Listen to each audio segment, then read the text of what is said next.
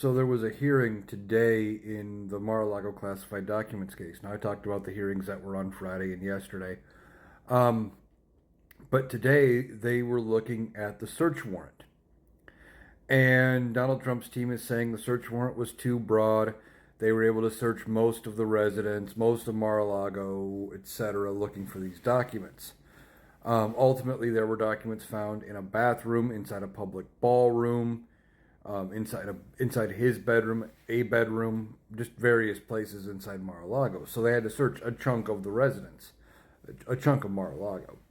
But Donald Trump's team is saying it was too broad. They searched too many places, and Judge Cannon didn't seem inclined to believe them on this. We'll see how she rules.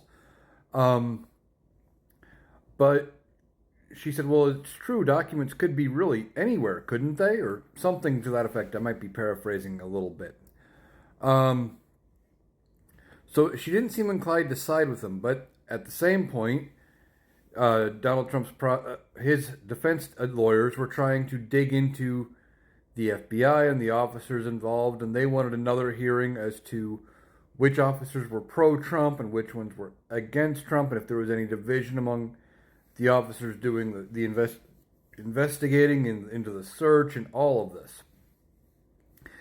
And the prosecutor, of course, objected to all of this and tried saying the hearing was being hijacked, and that's not what was before the court. But she didn't seem to rule either way on that, and then just kind of wrapped up the hearing and moved on. So we'll see how she handles this whole thing. As I've said all along, ultimately, I think one of her decisions, she's getting herself backed into a corner, and pretty quickly she's going to be overturned. It's going to end up at the 11th Circuit. They're going to overturn her on appeal and probably forcibly recuse her. So ultimately, I think it's going to be a matter of just when does that happen? And then we'll see what happens from there. I don't know if judges can be charged for their actions on the bench if they are overly egregious. If she could face any sort of criminal liability in this, if she could face disbarment, or if she just gets removed and moved on to a different case. I don't know. We'll see what the future holds there.